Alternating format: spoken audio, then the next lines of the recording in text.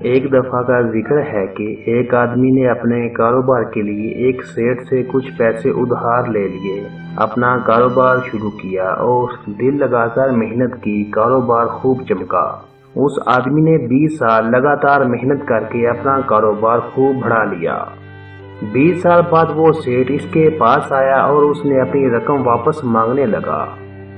وہ آدمی بہت پریشان ہوا کیونکہ وہ سیٹ اس سے اپنی رقم سود سمیت واپس مانگ رہا تھا۔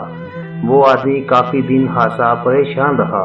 آخرکار سیٹ نے اپنی اوقات دکھا دی اور اس آدمی سے اس کی اکلوتی بیٹی کا ہاتھ مانگ لیا۔ وہ آدمی مزید پریشان ہو گیا۔ اس کو کچھ سمجھ نہیں آ رہا تھا کہ کیا کرے۔ آخرکار اس نے اپنی بیٹی سے بات کی اور اس کو ساری بات بتا دی۔ بیٹی یہ سب سن کر بہت رنجیدہ ہوئی اور اپنے والد کے لیے قربانی دینے کے لیے تیار ہو گئی۔ سیٹھ نے سنا تو خوشی سے ناچنے لگا اور اس نے لڑکی سے خود پوچھا تو اس کو اندازہ ہوا کہ وہ اس شادی کے لیے بد دلی سے مانی ہے۔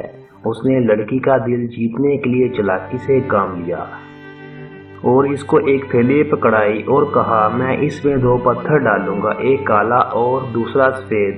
تم آنکھیں بند کر کے ان میں سے ایک اٹھا لینا۔ اگر کالا پتھر نکلا تو میں تم سے شادی ضرور کروں گا اور اگر سفید نکلا تو تم آزاد ہو۔ کیونکہ وہ لڑکی کا دل جیتنا چاہتا تھا تو اس نے کہا، چاہے جو پتھر بھی نکلے تمہارے باپ کا سارا قرض معاف ہے۔ وہ نیچے جھکا اور 2 پتھر اٹھائے اور لڑکی کو کہا کہ وہ آنکھیں بند کر لے۔ لڑکی بھی ہوشیار تھی، اس نے بند آنکھوں سے دیکھ لیا تھا کہ سیٹھ نے 2 کالے پتھر اٹھائے ہیں اور تھیلی میں ڈال دیے ہیں۔ اب وہ بہت پریشان ہوئی۔ اس کے پاس 2 راستے تھے، کیونکہ پتھر تو ہر حال میں کالا ہی نکلنا تھا، سو اس سے شادی تو ہر صورت کرنی پڑنی تھی، اور اگر وہ پتھر نکالنے سے انکار کرتی تو اس کے باپ کا دیوالیہ نکل جانا تھا۔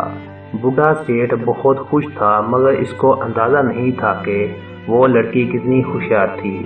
لڑکی نے تھیلی میں ہاتھ ڈالا اور ایک پتھر نکالتے ہی نیچے گرا دیا اور کہا، اوہو، مجھ سے غلطی سے نیچے گر گیا۔ اور پھر سیٹھ سے کہا کہ آپ دوسرا پتھر نکالیں تاکہ اگر وہ کالا ہوا تو میں نے سفید والا چنا تھا اور اگر سفید ہوا تو میں نے کالا چنا تھا۔